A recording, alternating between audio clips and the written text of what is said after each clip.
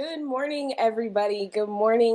And this week is already going by super, super fast. I'm Dominique, CEO and founder of Domino Effects Group and host of the Domino Effect, this show right here where we talk about business capital, business funding, resources to funding, some tips, some tricks, and how to leverage yourself, how to position yourself in a way so that you can get better rates, better terms, better approvals, and just a smooth transition to funding, guys. So if you find the information on this channel helpful, then please do me a favor and like, subscribe, and share, right? Because we want to grow the channel so we can be able to continue to give out this content. So today I'm talking about financials. Financials is a really crucial piece. You know, we've covered this before, but it's a very critical part of this whole process, right? It's one of the very pillars of establishing your foundation, of establishing your fundability. Not all programs and situations will require you to submit financials. There are programs where you can do no doc programs, but at the same time, you should still have it. Don't just rely on that, okay? Because then you're just limiting your opportunities that are available to you. So know that financials are a really critical piece. And some of the financials that you'll need to submit are going to be things like your profit and loss, your balance sheet, your tax returns, sometimes the business tax returns, even personal tax returns, right? It may not even start off that way, right? I've been in the alternative finance space since 2019, and I absolutely love it. Okay, it is a literal game changer for diverse entrepreneurs, for founders. It's such an amazing resource, right? So I'm so excited to just share all of this information with you about it. We've had cases where initially we're only asking for like bank statements, right?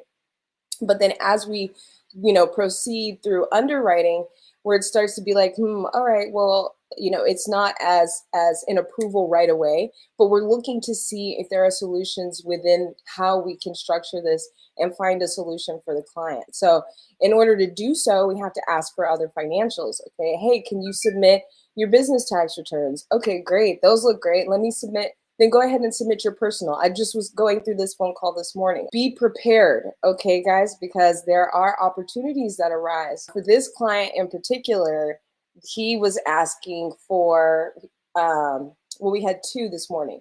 So for this client in particular, he has a school, and so he's looking for funding for the school, a larger amount, right? So he can either go through the SBA 7A Express we were looking at. It's going to take a little bit longer. So he has the option of looking at, okay, speed versus pricing, right? If you want to go with speed, then we could close it relatively quickly, but you might be looking at a higher interest rate, right? If it's more so the pricing, then we could close it in once the package is, written up and sent out, 45 days, okay? So, but for that client, right, he also got approved for unsecured financing, okay, based off of his credit score. And not just the score, it was the profile. Current, higher, right, above 680, minimal inquiries. But on that side, got approved for about 60,000, right? He's looking for 250, right? So got approved for about 60, surveyed the options over here, went back over here and said, well, you know what? Is this going to be 0% interest financing? Can we try to take a look at that? So we're going back, looking at that option. And he also has the option, our underwriter is looking at getting him an additional 60.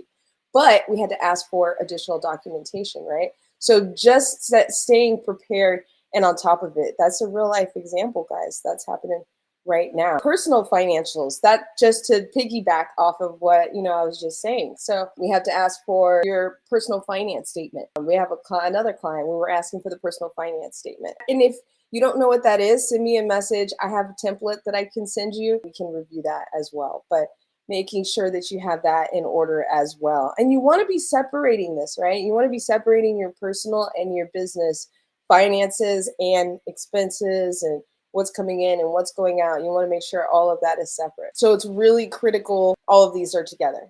Okay, guys? But I think that the biggest issue is a lot of what I've seen anyway, and what I've done, okay, remember, I've done this as well, is starting off using your personal finances and really just relying on that. your personal credit card, personal savings, even getting the business credit cards, but that are not true business credit cards, right? They're reflecting on the personal. So when you're late or you miss a payment, that gets reflected on your personal, which it will get reflected on your business as well. But you're messing with, your utilization. This is your day-to-day life, right? You use your credit for, wanting to get a house, get a car, all investments, all kinds of stuff, right? So you need your personal credit. And one thing to keep in mind about business credit that I think a lot of people confuse as well is business credit is a strategic tool that you're using, right? You're not relying on it solely to fund your business. You're giving yourself flexibility. You're saving yourself a lot of time, a lot of headache. Okay, guys, there's a system and a strategy to getting it done. If you're using your personal guarantee, like right at the very beginning, you're gonna hit a wall. I don't know if you've hit that wall yet. I've hit that wall yet, but I mean, I've hit that wall before, and I'm telling you, it's such a game. Like what I was saying earlier, it's a huge game changer, right? Really for a lot of our clients too. We've had clients that have had like literal tax liens, and then they start establishing and building their business credit. And then a lot of startups, nonprofits. I mean, it's a really, really awesome tool. But still, to when we touch on financials, even with your business credit, the main thing, business credit is not monitored like your personal. So it's different, right? Your personal credit reports and your business credit reports.